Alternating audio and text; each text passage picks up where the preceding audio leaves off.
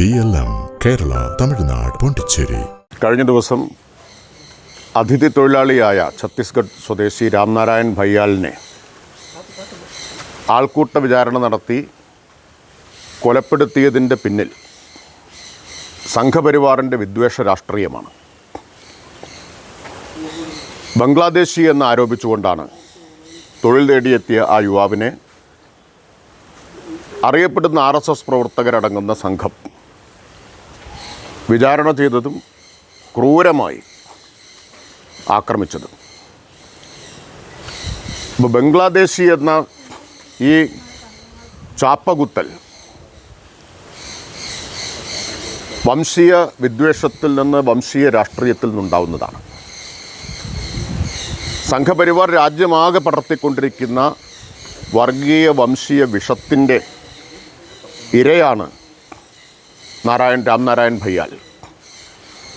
പക്ഷേ നിർഭാഗ്യകരമെന്ന് പറയട്ടെ, ആൾക്കൂട്ടക്കൊല എന്ന് മാത്രമാണ് മാധ്യമങ്ങൾ ഉൾപ്പെടെ ഇപ്പോൾ പറഞ്ഞുകൊണ്ടിരിക്കുന്നത്. എന്തുകൊണ്ടാണ്? അതിന് ഉത്തരവാദികളായിട്ടുള്ള ആളുകൾ ആരാണെന്ന് വ്യക്തമായിട്ടും ഇപ്പോൾ 4 പേരെ അറസ്റ്റ് ചെയ്ത് കഴിഞ്ഞല്ലോ. അറിയാത്തത് കൊണ്ടല്ലല്ലോ, വ്യക്തമായിട്ടും അക്കാര്യം മറച്ചുവെക്കുന്നത്.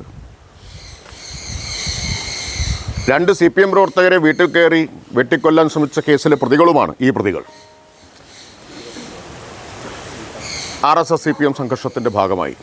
അപ്പോൾ അവരുടെ രാഷ്ട്രീയം വ്യക്തമാണ്, അവരുടെ ക്രിമിനൽ പശ്ചാത്തലം വ്യക്തമാണ്. എന്നിട്ടും അത് മറച്ചുവെക്കാൻ, ആ വിദ്വേഷ രാഷ്ട്രീയമാണ് ഇതിൻ്റെ പിന്നിലെന്ന വസ്തുത മറച്ചുവെക്കാനാണ് ശ്രമം നടക്കുന്നത്. ഇതിൽ ഏതെങ്കിലും തരത്തിലുള്ള CPM വിദൂര ബന്ധമെങ്കിലും ഉണ്ടായിരുന്നെങ്കിൽ എങ്ങനെ ആഘോഷിക്കപ്പെട്ടിട്ടുണ്ടാകുമായിരുന്നു ഈ ആൾക്കൂട്ടക്കൊല? നിങ്ങളെല്ലാം എങ്ങനെയായിരിക്കും വാർത്ത കൊടുക്കുക? ആരെല്ലാം മറുപടി പറയേണ്ടി വന്നേനെ? ഇപ്പോൾ സംഘപരിവാർ നേതൃത്വത്തിന് നേരെ ഒരു ചോദ്യവും വരുന്നില്ലല്ലോ, മിണ്ടുന്നതേ ഇല്ലല്ലോ.